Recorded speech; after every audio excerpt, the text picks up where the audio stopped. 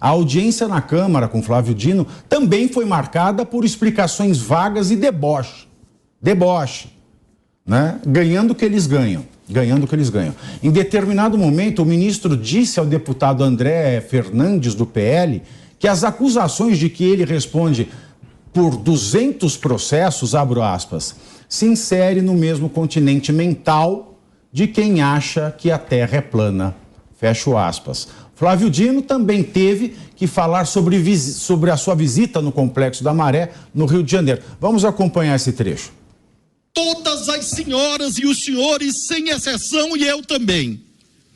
Quando chega em campanha eleitoral, todo mundo lembra de ir nas favelas e nas periferias. E ninguém pergunta se ali há crime organizado ou não. Recebi o convite.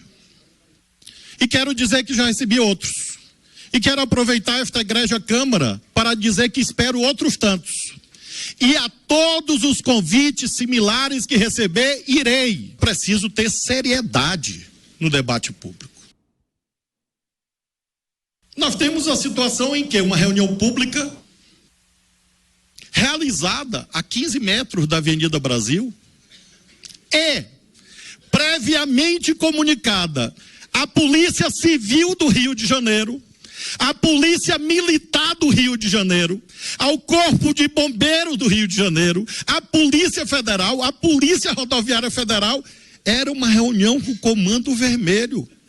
As senhoras e os senhores, pelo amor de nosso Senhor Jesus Cristo, eu considero a estas alturas, me perdoem, algo esdrúxulo, imaginar que eu fui reunir com o Comando Vermelho e avisei a polícia. O ministro também falou de uma eventual ligação do PT com o PCC. Vamos ouvir. Em relação ao deputado André. Deputado, o senhor narrou fatos pretéritos ao tempo que eu não era ministro da Justiça. E o senhor me cobra uma investigação que o senhor devia perguntar para o seu comandante, líder, Jair Bolsonaro, por que ele não levou adiante. Porque em 2019, ele era o presidente da República. Em 2020, ele era o presidente da República. Em 2021, ele era o presidente da República. Em 2022, era ele o presidente da República. Então, eu não quero crer que esses anos todos, as senhoras e os senhores que afirmam esta canalice da ligação do PT com o PCC, não consigam produzir uma única prova. Zero. São fantasias. Fantasias, né? Imagina, que fantasia vestiria Flávio Dino deste Chucari neste carnaval? Todo mundo já sabe a resposta, mas e essas falas? São condizentes com o ministro da Justiça? Não, eu quero fazer só um parênteses aqui em relação ao assunto que a gente estava falando antes, em relação ao Felipe Neto.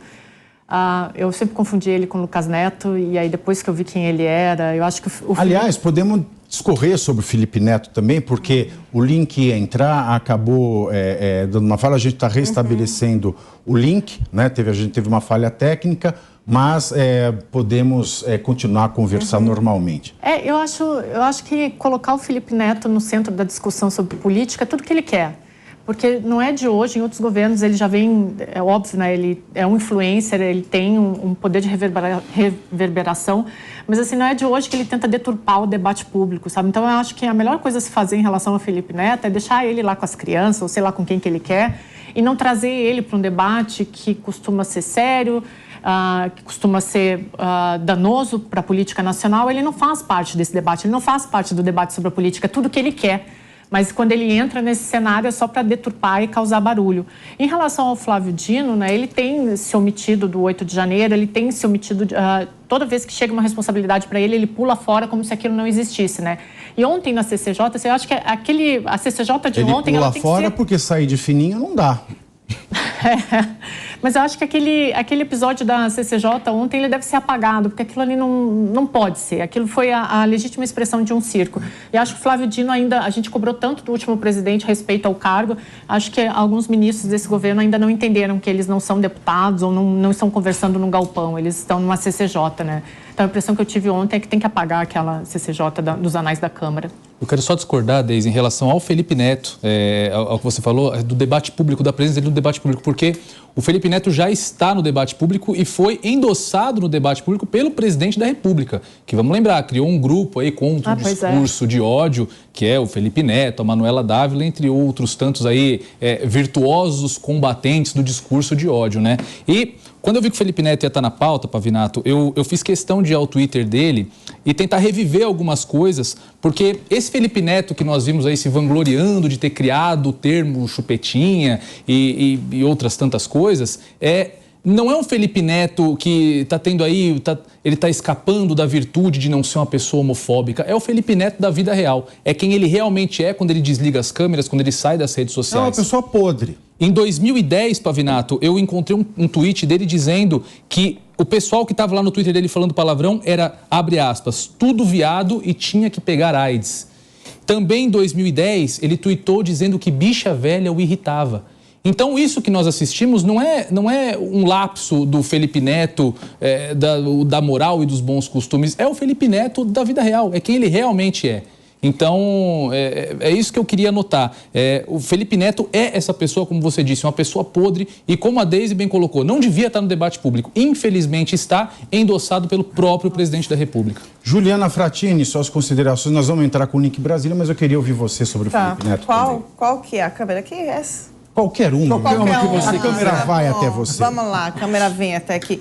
Olha, eu ia dizer o seguinte, esse GT do qual o Felipe Neto participa, também já discutimos aqui, é um GT em que existem muitos profissionais sérios e que estudam, de fato, o discurso do ódio no ambiente digital.